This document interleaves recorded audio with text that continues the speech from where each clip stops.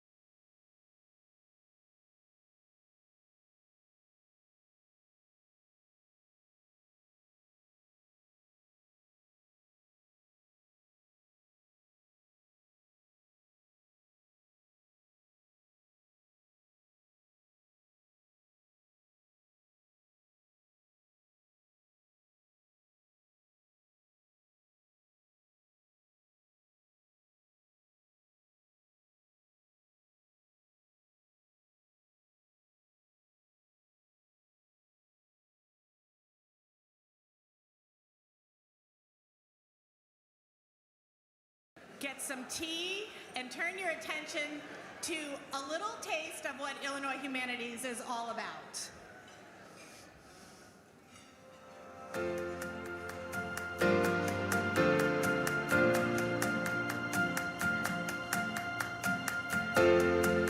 Illinois Humanities strengthens the social, political, and economic fabric of our state through free public programs, grants, and educational opportunities that foster reflection, spark conversation, build community, and strengthen civic engagement. Last year alone, we served over 17,000 Illinoisans in 76 counties and partnered with hundreds of dynamic arts and cultural organizations. We are Illinois' champion for the humanities. We believe in community dialogue and lifelong learning. We offer hundreds of free public programs every year, from community book groups to our Rhodes Scholars Speakers Bureau, which brings high-quality cultural programs to communities across Illinois. We partner with the Smithsonian and local museums in small towns to present world-class museum on Main Street exhibitions throughout the state. We believe quality humanities experiences should be available to everyone. For nearly 20 years, our Odyssey project has enabled income-eligible adults to earn college credit through free humanities courses and alumni programs. We encourage young people to share the way they see the world with our statewide Gwendolyn Brooks Youth Poetry Awards competition. We believe in supporting and uplifting the essential humanities work done by organizations and individuals all over Illinois. For nearly 50 years, we've awarded grants to people and organizations who use the funding to protect, preserve, and amplify stories and issues that most matter to their communities. We bolster grants with community building to activate collaborations and share wisdom. We believe your story matters. Whether you're a young person writing a poem, a rural cultural organization acting as a hub for your region, a system-impacted person helping to transform the way we think about public safety, or a student building knowledge in community with your peers, we thank you, we support you, and we welcome you to be part of what we do at Illinois Humanities.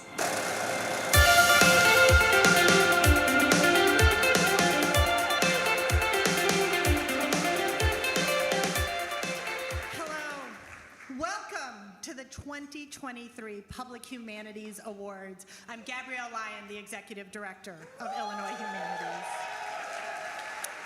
I'm giving a shout out to my family at the worst table in the house. Thank you so much, family. There's no bad seats in this house. I want to give a shout out to our 2020 Public Humanities awardee, Sylvia. Raise your hand. Where are you, Sylvia Ewing? We are graced with not one but two commissioners today. Commissioner Chris Brown from the Chicago Public Library and our beautiful, wonderful Commissioner Rachel Arfa from the Mayor's Office of People with Disabilities. Thank you. Thank you for being here. Friends, we're here today to tell the Illinois Humanities story, but let me be clear. It's Illinois' humanities story. And every one of us in this room is part of that story. So if you're a writer or like to write, will you raise your hand? Look at us. If you're an artist or a musician or love art and music, raise your hand, right? Are you an ally, an activist? Raise your hand. You support Illinois Humanities? Raise your hand.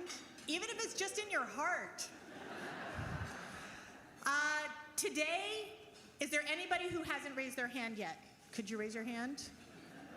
Okay, don't worry, because you will become a writer and a supporter by the time you leave. I think you saw from the video and you know from the people you're sitting with what's important to Illinois Humanities. We're prioritizing work with and for people who otherwise might not have access to the humanities. Communities of color, people impacted most by mass incarceration, low-income adults, and especially folks living in small towns and rural communities. We have more than 400 partners around the state, and we've been learning a lot from them. And I just want to share a couple of things about our partners. We've got a lot of partners in the room, so you should ask them about this. But one, most of our partners serve communities that are struggling economically, and they're struggling with access to health care. A lot of them, including here in Chicago, don't have access to reliable broadband. And for organizations outside of Chicago, I might be speaking to the funders in this room, access to funding is slim at best. And we know, not just in Chicago, not just in Illinois, but nationally, for people of color and low-income adults, arts and culture, the very lifeblood of the humanities, arts and culture, lifeblood, it's the hardest amenity to access after food, housing, and transportation. And if you don't think that's a problem, you will by the time you leave today when you hear from our awardees. So when you hear from them, think about the ways people are benefiting from the humanities, health, well-being, pride, rootedness, because the humanities are necessary, and they're especially necessary right now. Because we're gathering at a time of great erosion. Let me say that again. It feels like erosion is happening, an erosion of people's rights to control their bodies, to know their histories, and to learn about one another. And the forces of this erosion is everywhere. Manufactured isolation, when we're segregated from one another, when we're being told relentlessly how polarized we are. False scarcity, another plague upon us. The idea that there just isn't enough, yet we're in one of the richest, racially diverse countries on the globe, in this, Illinois, the most American of states. And there is an active disinvestment in the things that help us be empathetic. And this erosion, I know we feel it.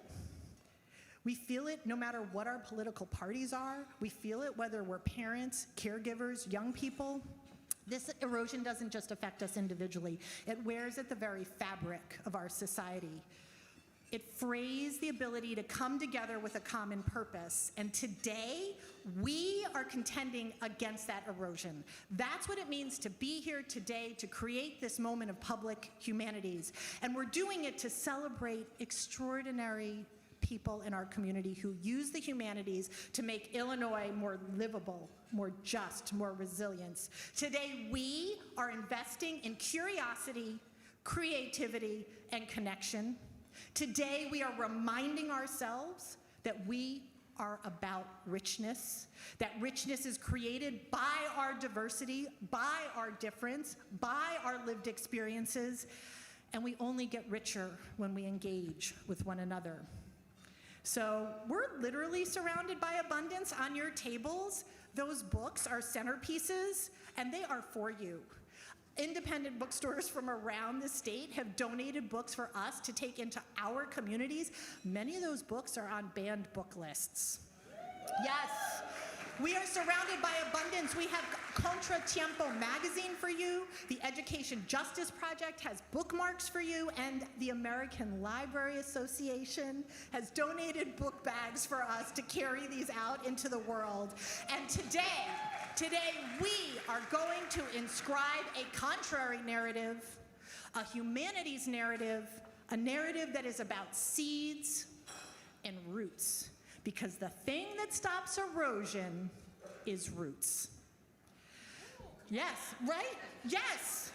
All right, now how many, I know you're thinking like, oh, she says you're gonna scribe a new story and that's a metaphor because we're humanities people and we like metaphors. Wrong. It's literal, literally. Today we're actually gonna write a poem together over the course of this afternoon under the guidance of the extraordinary, new to Chicago but not new to the world, poet, performer, humanist, Felita Hicks. Felita, where are you? Woo! Felita in the house. Felita in the house. Felita has started a poem called Root Work. and we are going to help her finish it with our words. So on your tables, you'll see little flowers. Those flowers are on paper that have seeds in them. There should be markers on your table. Everybody take one and think about the following. What makes your story possible? What makes your story possible? Write a word or two, put it on a flower. The extraordinary team at Illinois Humanities is going to come around and collect them. We are going to bring this bouquet to Felita, and she is going to craft a poem, and we're going to get to hear it before the end of the day. Man, it is really good to be together and to see all of you. I wish you could see what I could see. But the truth is, we are here to celebrate 4 powerful women who have literally dedicated their lives and brought folks along with them to plant seeds and help people be more rooted. Let's give a shout out for Rebecca Ginsburg, Stephanie Manriquez, Alyson Thompson, and Tracie D. Hall, everybody. Woo! So a few weeks ago, these women got together for a conversation about their work. We recorded them. We told them in advance we were going to record them. And it gives us a chance to take a listen to some of what they talked about. So here's a little insider take on them talking together about their work.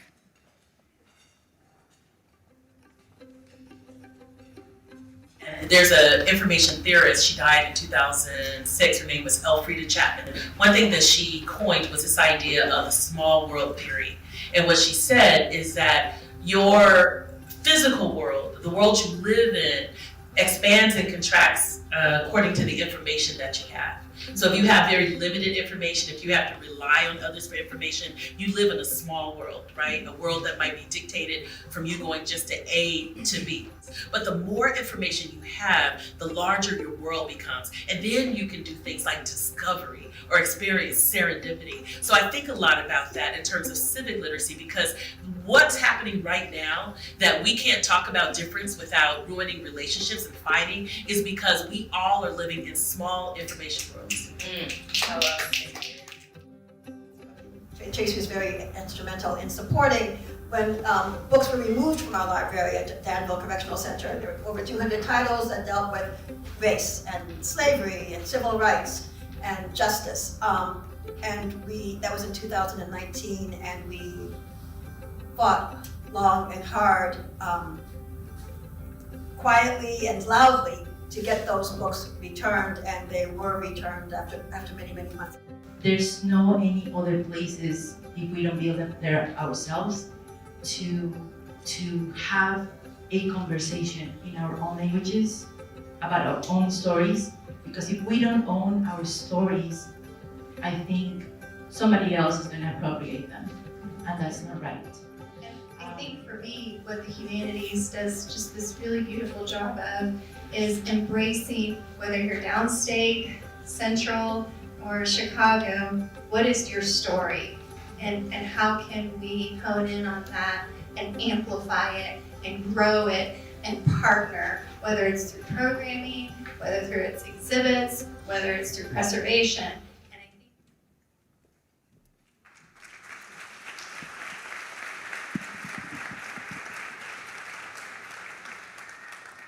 Wow, what a great video. Good afternoon, everyone.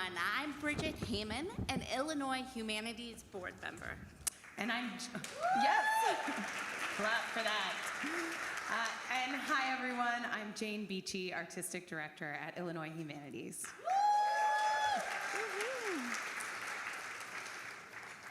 A report from PEN America, a nonprofit that advocates for free expression, found that book censorship in prisons represents the largest book ban policy in the United States.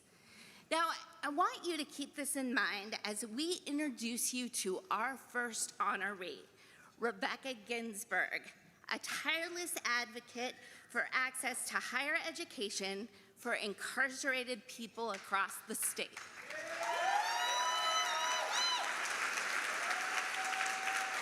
So, Rebecca co-founded EJP, the Education Justice Project, a comprehensive college and prison program that demonstrates the transformative impacts of higher education for incarcerated people, their families, and their communities. EJP, which is based at the University of Illinois at Urbana-Champaign, not only provides higher education in prison, it creates critical reentry resources and educational opportunities for people who are formerly incarcerated. Rebecca's writings include 3 volumes of architectural history on landscapes of apartheid, slave plantations in the Americas, the landscapes of urban slavery, and an edited volume about approaches to college in prisons. Her current book project is A Prison Abolition Reader. Through her multifaceted work, Rebecca uses the humanities to raise urgent questions and to fight for what's right, including reversing book banning in Illinois prisons. Rebecca is a community builder, an educator, a writer, and this is just scratching the surface of the ways that Rebecca's vision and voice have had an outsized impact on Illinois students, educators, policymakers, and movement builders. We are so proud to present the Public Humanity Award to Rebecca today and invite her to join us now. Congratulations!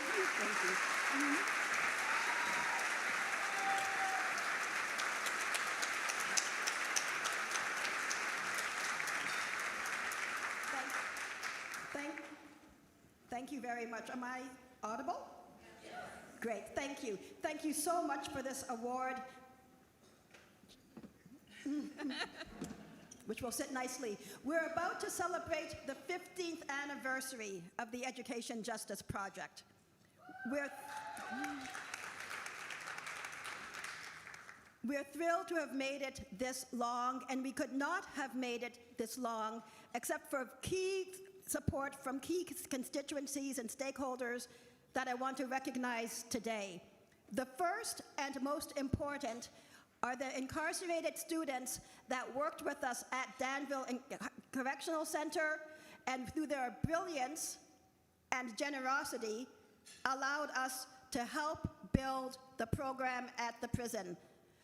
Some of them are here with me today, and I want to please take a moment to acknowledge their dedication, their commitment, and their perseverance.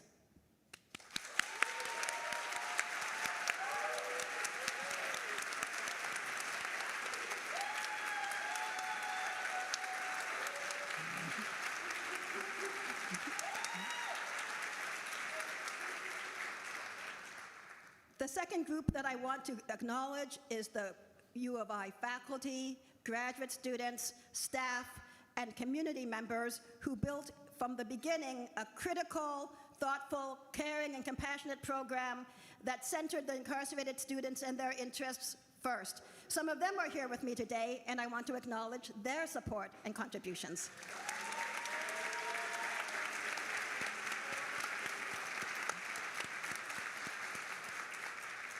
We have relied from the beginning and continue to rely on organizations like Illinois Humanities, which has been with us since the beginning and provided the resources and the intellectual and advocacy community that we rely on to make EJP's work forward-thinking and progressive. Thank you to Illinois Humanities and to the organizations that it continues to fund in the world of prison higher education, including the Prison Neighborhood Arts Project, the Illinois Coalition for Higher Education in Prison, and others.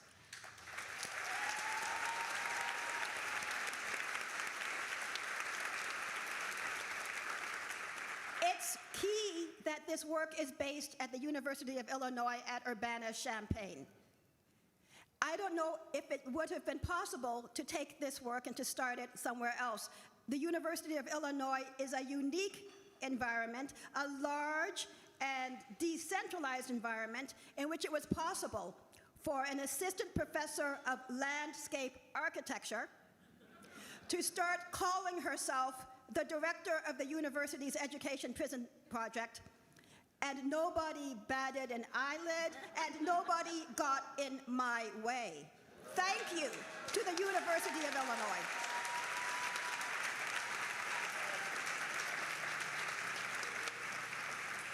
And thank you to those administrators that continue to take seriously the University of Illinois' land grant mission. Appreciate their support, their thought partnership, and their strategic guidance very much. Finally, thank you. Thank you. I'm here with my 12-year-old daughter, Bella. And it gives me great pleasure to bring her to you, to this community that has been fostered and cultivated by Illinois Humanities, that reflects the values and the passion of Illinois Humanities. I am delighted to bring her into this space to introduce her to the incredible work of the other honorees, all women like us, Bella. This is what you can do when you grow up.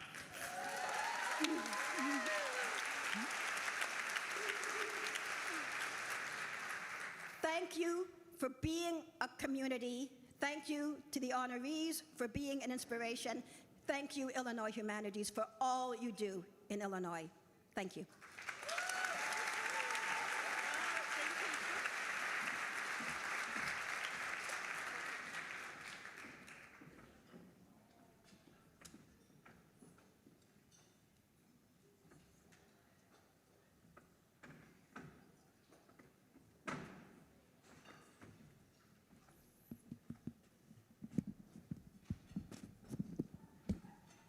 Hello?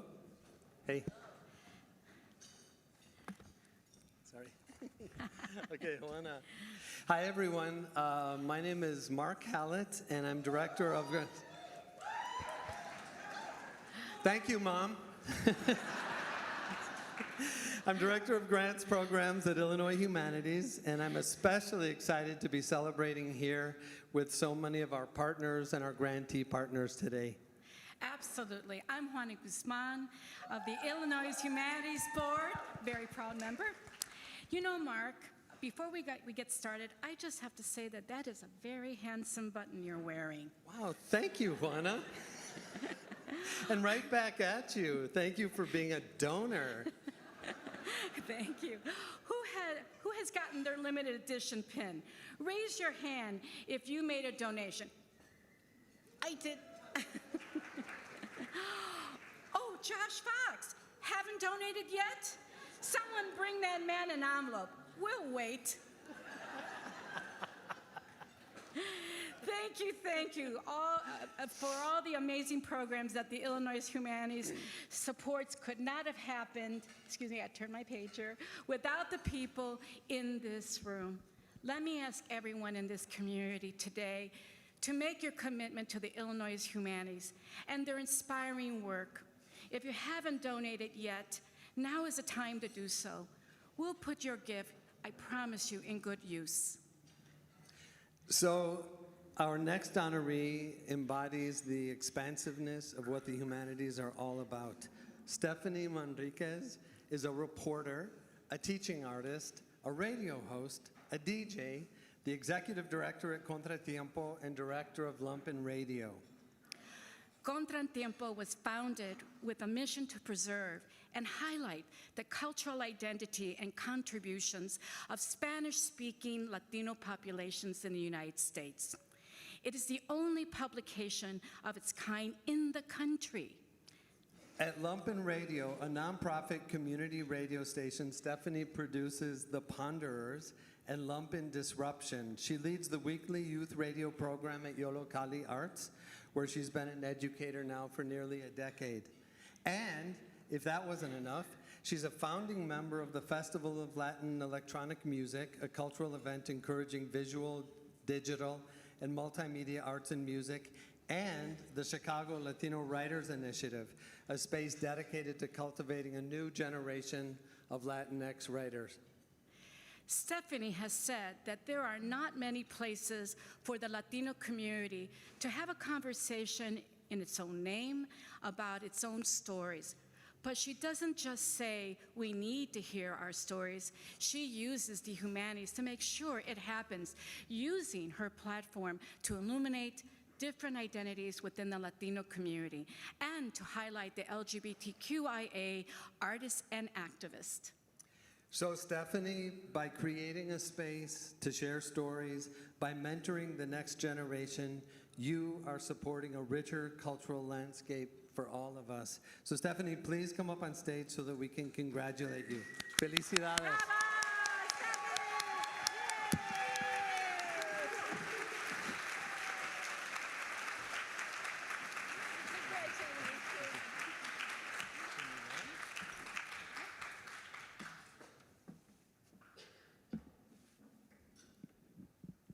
That's a heavier word.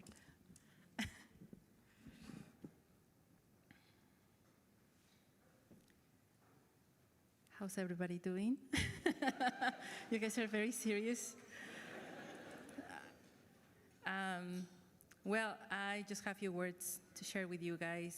Thank you, Illinois Humanities, for all of this, for sharing space and all this abundance with us today. Just gonna tell briefly a story about myself, how I got involved with the humanities. Constant change has been part of my life, from house to house, to school, from country to country. With that, one has to create a sense of a chameleon effect or reflect, while adapting to each environment, observing, learning, experimenting, failing, and trying again. But sometimes that process can be tiring, especially within the minorities communities, POC communities. How many times do one need to try relentlessly in order to become visible? And not only because we want to fit the norms, but because who we really are. How many people truly listen to our stories? I have been fortunate to find people along the way that extended me a hand in those challenging times, that shared their knowledge and helped me navigate the many systems that have been imposed to us. I have found brave spaces that nurture creativity, shape your confidence, and push one to raise your voice. I have become part of multiple communities that has always believed and encouraged my growth. We listen, we plot, we take action. We work together. We support and complement each other. We value our unique skills. We all come with our unique experiences and stories. If you have something to say, we express it in any creative way. We have built multiple platforms, but yet not enough. Non-conventional platforms that allow people like us to feel supported, unafraid, free, inspired, strong, confident. We build our own stories. We build to change because change is us. So this award represents that day-to-day all the work that we do day-to-day. To all of those people, many of them present today, I want to thank you for truly listening, for your love, and for your patience.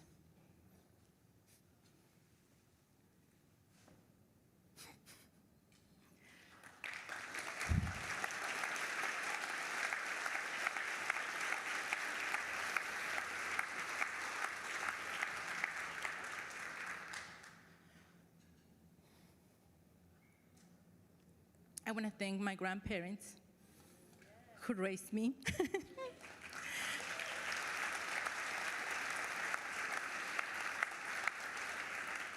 my chosen family, my friends and colleagues, every single person who has inspired me and shown me different paths and perspectives. I want to thank my beloved husband and favorite work partner, Charlie Garcia, that has been there for me always and unconditionally.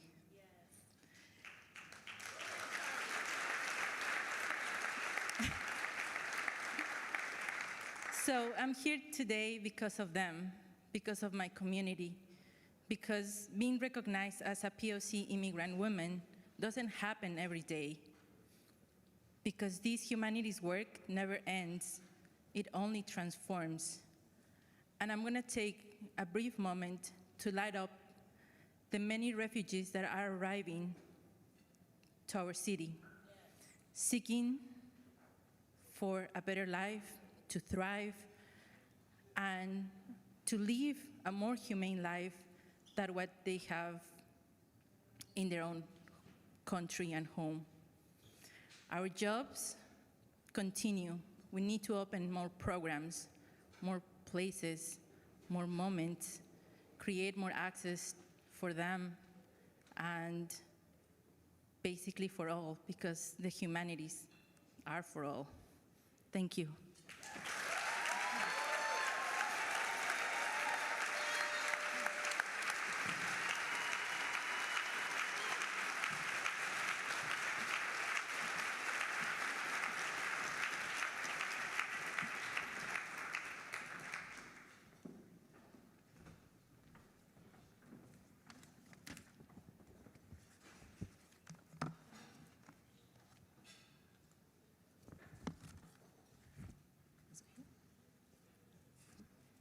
Good afternoon. I am Fayrouz Abu Ghazaleh, Director of Statewide Programs at Illinois Humanities. And I'm Rakisha Falan, a very proud board member for Illinois Humanities.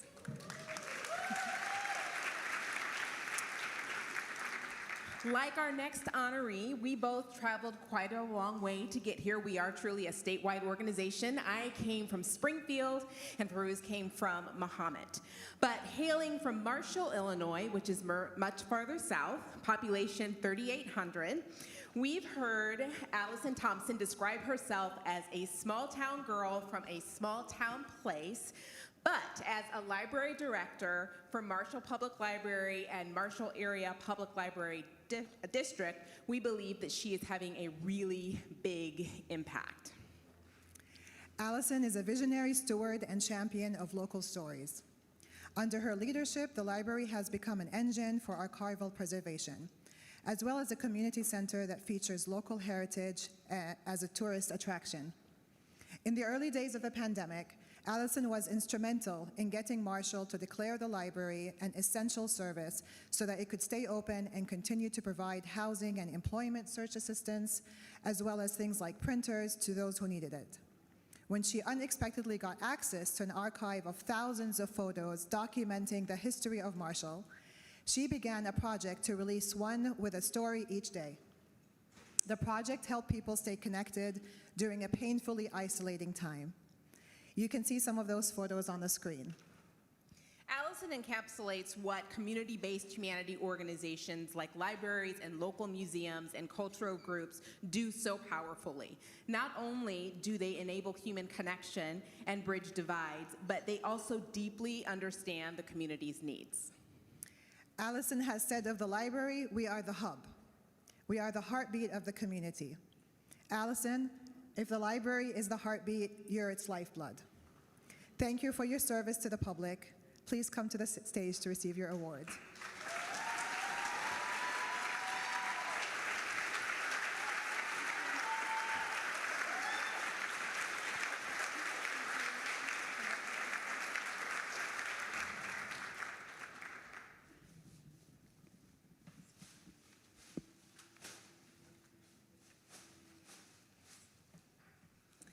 Thank you. For a small town girl, this is a lot of people. I just want to give a quick shout out to the Watch Party in Marshall, Illinois. Thank you for supporting me.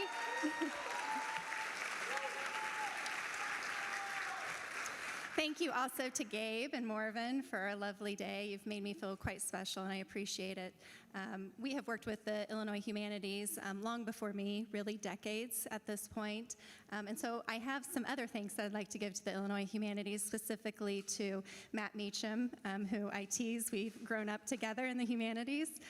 Mark Hallett, the Rhodes Scholars staff, and I'm proud to say that we have a Rhodes Scholar of our own in Marshall Public Library, and for offering high caliber programs such as the Smithsonian Museum on Main Street and other grant opportunities. These programs truly reflect your vision and your mission of preservation.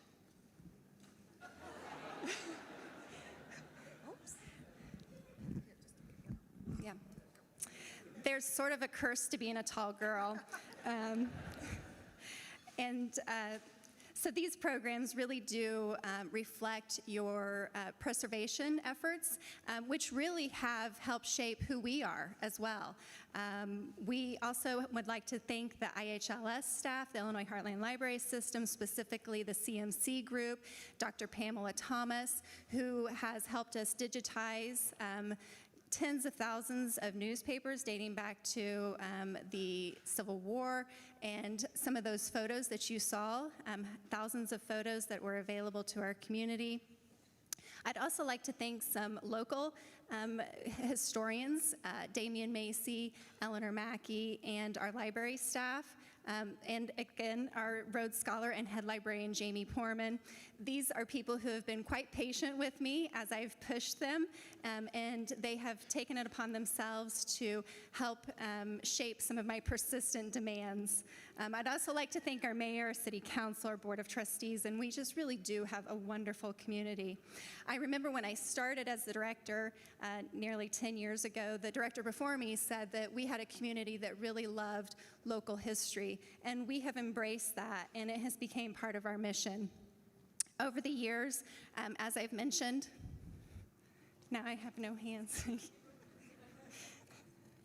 As I've mentioned, we've been embracing local history, and one of the things that we've been doing is working with the Clark County Genealogy Library. Our county genealogy library is dissolving, and we're acquiring their collections to expand in another way.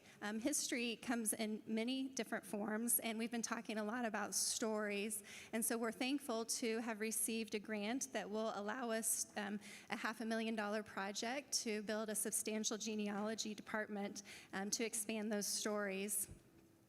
We believe that stories are a part of who we are, that they connect us not only through cognition, but through communication. They engage us with one another. Storytelling is just a lot more than reciting facts and events. It's about us being human with one another. And we're drawn to stories automatically. When we speak with one another, we can connect, we can interpret meaning and draw from them. It helps us understand one another better. So we believe it's important to preserve those stories, and that's what we've been doing, because we believe that in order to understand who we've been, we have to know where we've been, and we have to hear those stories so that we can understand who we are now and where we're going. At last year's ILA conference, we did a breakout session entitled Small Town, Big Ideas. This indeed is a representation of who we are and what we stand for. Big things almost always happen with simple, humble beginnings. I was touched by Stephanie's remarks, and it's an indication of how simple things can turn into big ideas. Another example of this is how Dr. Tom Katina, who was a lone physician in the mountains of Sudan, serving 1 million people, gives credence to Marshall, Illinois for his rural physician training. It's also evident in James Jones, an acclaimed author who wrote the book From Here to Eternity, which was later an acclaimed movie, who wrote that book while living in Marshall, Illinois. You see, small things do, or big things do happen from small towns. And I'd like to end with this quote from an unknown author. History is not for us to like or dislike. It is there for us to learn from. If it offends you, even better, because you're less likely to repeat it. History is not ours to erase, because it belongs to us all. Thank you again for this honor.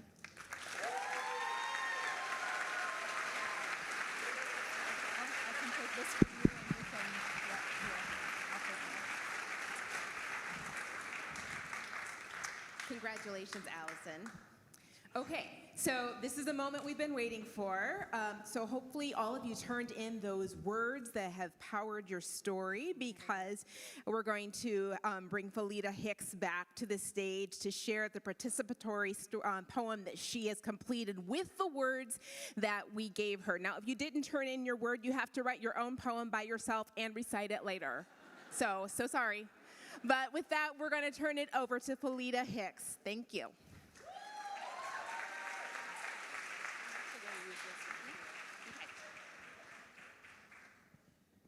Hello, everyone. How are we doing? Great. We can hear me? Perfect. I have only a few of your words. There's not enough time in the day to try to get to you all. And so you will hear words from these flowers. If you'd like to see them later, you can, but let's get into the poem. Root work. For the 2023 Public Humanities Award honorees, Tracie D. Hall, Rebecca Ginsburg, Stephanie Manriquez, and Alyson Thompson. From the tip of the root to the tip of the leaf, from the tip of the leaf to the tip of the root, we dream in soil and seed till our dreaming ends in a grand and brilliant garden. Let us praise then the hand at work on breaking through the coarse and heavy dirt, the many hours spent invested in healing what was harmed, what was broke. Let us praise the hand still persevering through each and every night to feed the landscape till ripe enough for humble gaze, our harvest in early morning's light. Let us imagine this garden's growth, if unencumbered by brick walls, by still gates, by locked and guarded doors, by low ceilings, by tables with little space, by the torch in its terrible heat, by the breach of ignorant hate.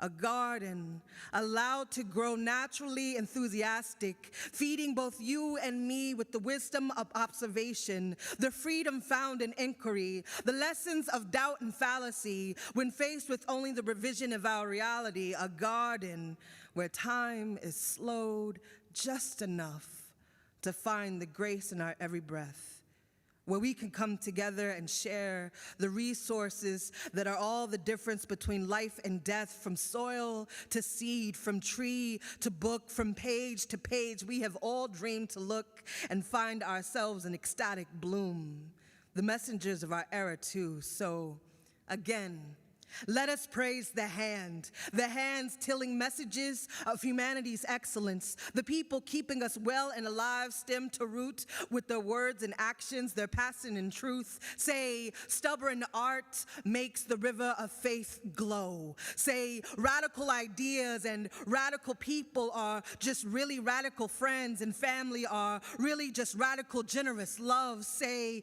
como la flor, faith and hope, faith and hope. Listen, say my name, I'm more than my pain. Say, books begin in the cracks of the concrete in the south side. Give way to the blooming trees and bright lives. Say, we thrive. Say, we thrive from the tip of the leaf to the tip of the root, from the tip of the root to the tip of the leaf. Together we dream in soil and seed till our dreaming ends in our grand and brilliant garden.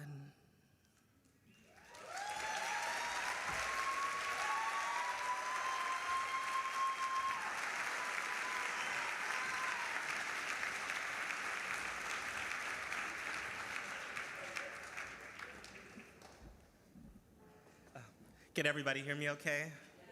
Beautiful. Thank you so much, Felita. That was amazing. And thanks to all of you for helping to contribute to what she just brought into this space. Hello, everyone. My name is Tyrese Williams, and I'm the program manager for Envisioning Justice. Woo! And good afternoon. My name is John Bracken. I'm a proud board member here at Illinois Humanities.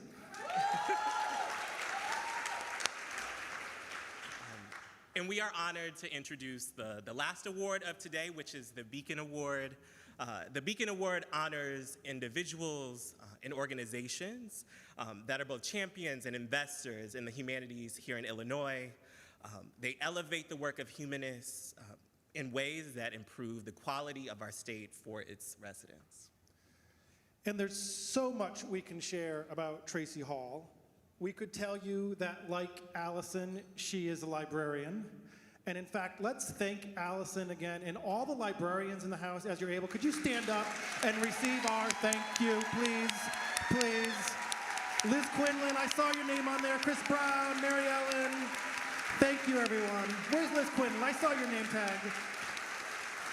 Thank you for what you do every day. We could tell you a lot about Tracie. We could tell you about her work at the Joyce Foundation. We could tell you about her work as the Deputy Commissioner for Chicago's Department of Cultural Affairs and Special Events, and even at libraries across the country. We could tell you that she's the 10th Executive Director of the American Library Association, the oldest and largest library association in the world, and that she's the first Black woman to helm ALA in its nearly 150-year history.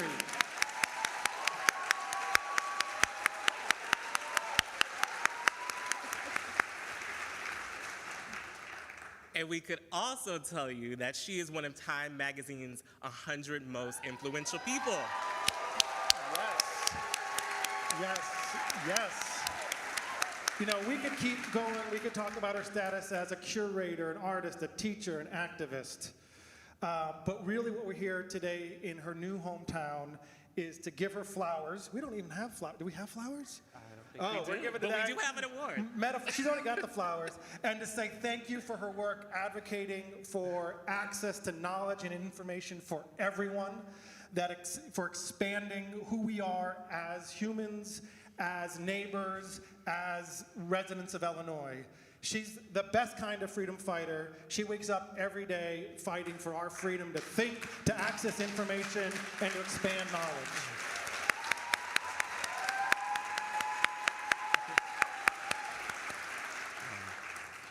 Tracie, we hope today, in some small way, we can say thank you for being a champion for why the humanities matter to every single one of us in Chicago, in Illinois, and across the country. So please join us in welcoming and thanking Tracie D. Hall.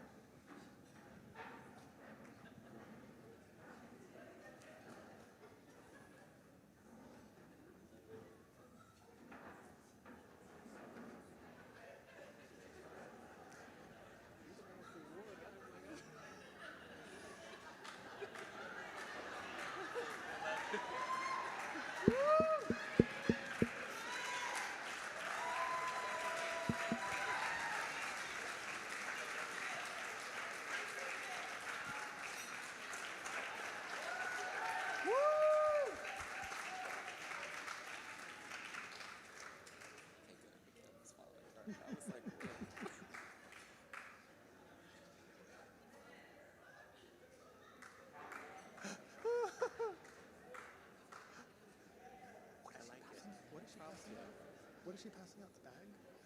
I'm not sure.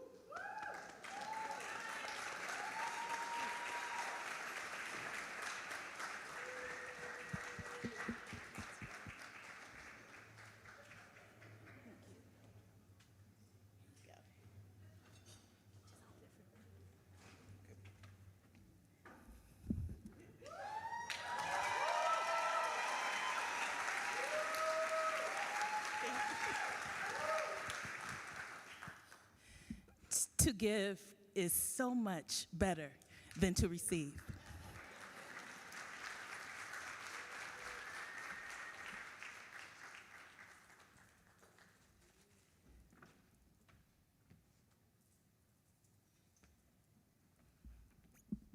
Rule 1, always be yourself.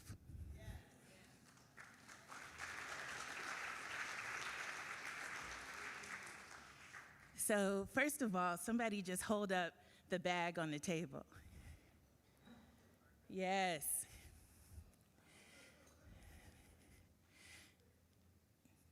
Just remember these words from the American Library Association. Free people, the bedrock of our democracy is that free people read freely.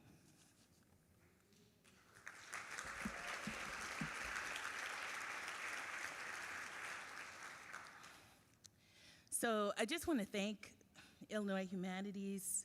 I want to thank this year's awards committee and everyone who worked so hard to make this event possible. I also want to thank each of you who will donate to the Illinois Humanities as a result of today. Hint, hint. I also want to acknowledge my co-honorees. Your vision, your committedness, your light, you inspire me. I am filled and overflowing with gratitude as I look out and I see so many in this room who have taught me, who have mentored me, who have friend-toured me, who've offered support and collegiality and love and a flashlight when I needed to find my way. I definitely want to thank, foremost, my colleagues at the American Library Association, and I'm going to ask them to stand.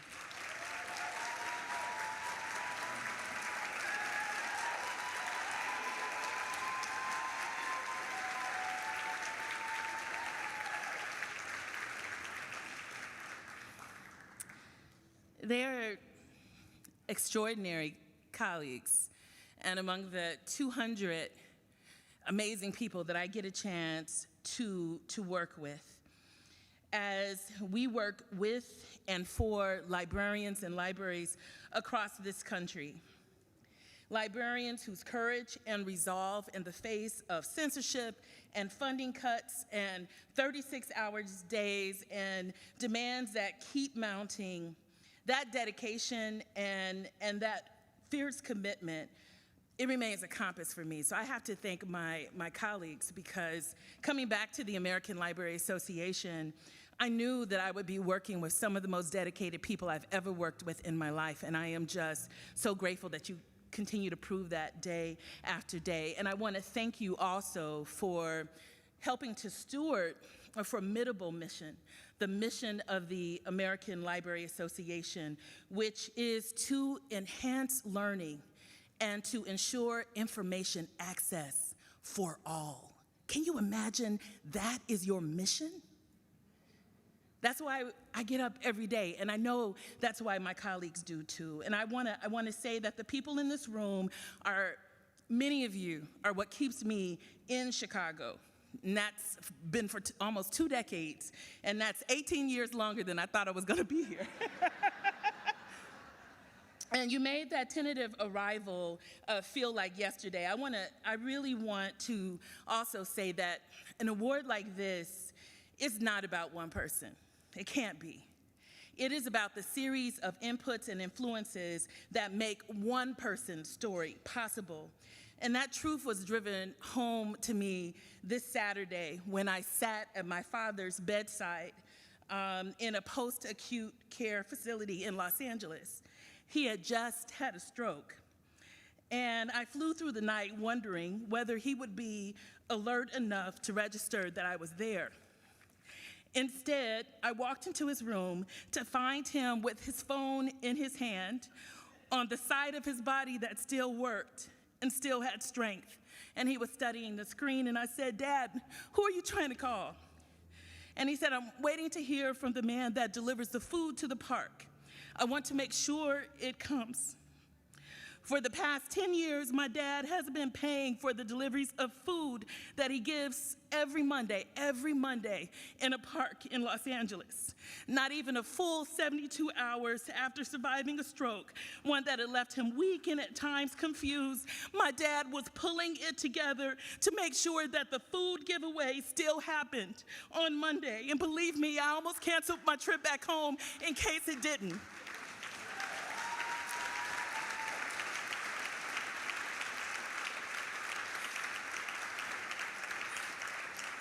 The story that brings me here today is not my own. It is my father's. It is my mother's, who once, when a little girl in our street was hit by a car, had me knock on every neighbor's door, every neighbor. She wanted a 100% return rate, to sign a petition to ask that a second stoplight be added. And my mom, who held fundraiser after fundraiser so that another child in our neighborhood could get the medical treatment that would keep her alive.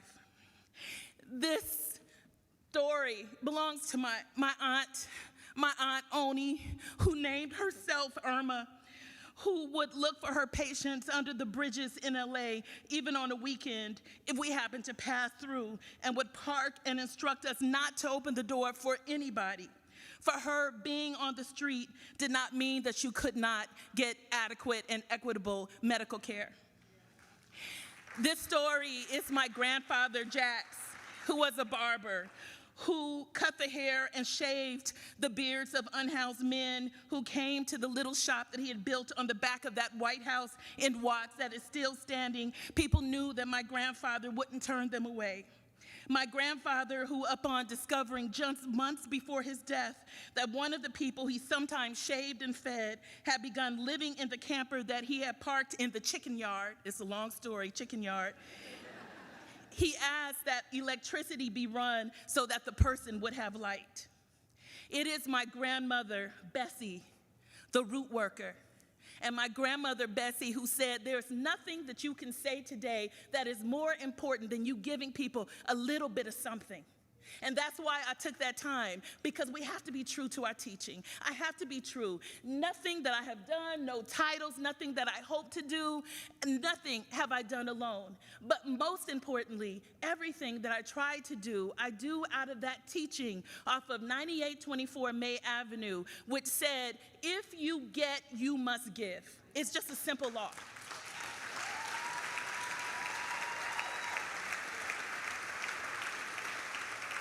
And it is my grandmother, Bessie, whose root working and hoodoo ways we honor today in our flower pieces. And I want to thank Illinois Humanities, because I asked them, could we actually not just have flowers, but have herbs? And so on the table, we have yarrow. And yarrow is always meant for healing, especially the healing of wounds. We have okra pods, and okra represents self-love and strength. We have straw flower, which represents longevity and protection. We have cattail, peace, wealth, and prosperity.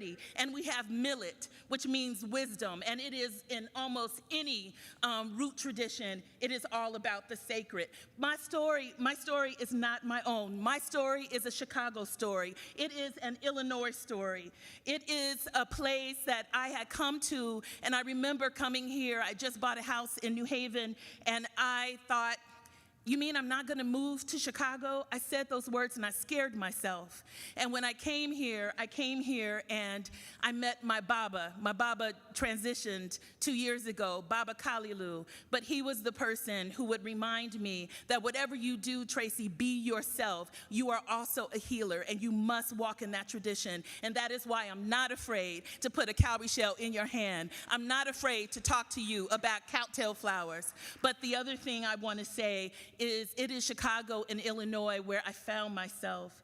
And so my dad and I, we are the same, right? We're a lot alike. We are a lot of talk at first. But not even an hour into our time together, both of us on Sunday, by the time I was leaving, we'd lost steam. And lapsing into quiet and just looking at each other, my dad began to force his tongue through the song that he always sings when I'm either first on the phone or about to hang up, Going to Chicago. by Joe Williams. He's been singing that for over 2 decades, and it goes like this. It says, "You keep your New York joys. I'm going to Illinois just as fast as I can, going back where people are friendly without no hidden plan. It's the best in the Midwest, a city full of good folks who come from home. And when I get back, I'll never roam far from my little Chi-town." But this time, sensing him weary, I volleyed, and I said, "Dad, have you ever heard this one from Alvin Hart? It's called Illinois Blues." And it goes like this. "You go to Banglin, tell all my boys. You go to Banglin, tell all my boys. The time I had in Illinois. The time I had in Illinois. I've been in Texas, I've been in Arkansas. I've been in Texas, I've been in Arkansas, but I never had a time like Illinois. Illinois, Illinois, the time I've had in Illinois. I've been in Texas and I've been in Arkansas, but I never had a good time like I had in Illinois. If you go to Banglin, tell all my boys the time I've had in Illinois."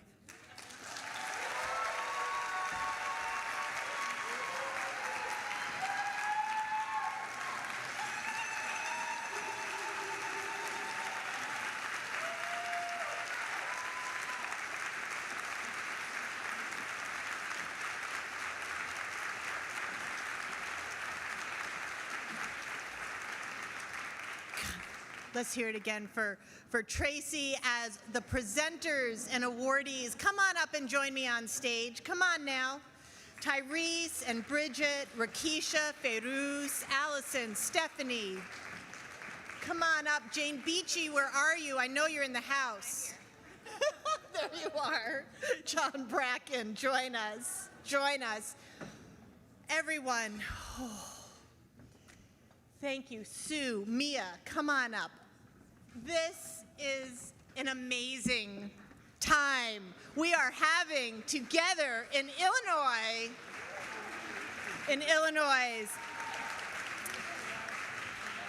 I have to, from this stage, thank the staff of Illinois Humanities. Please wave, say thank you. You are the most amazing, driven, dedicated team ever.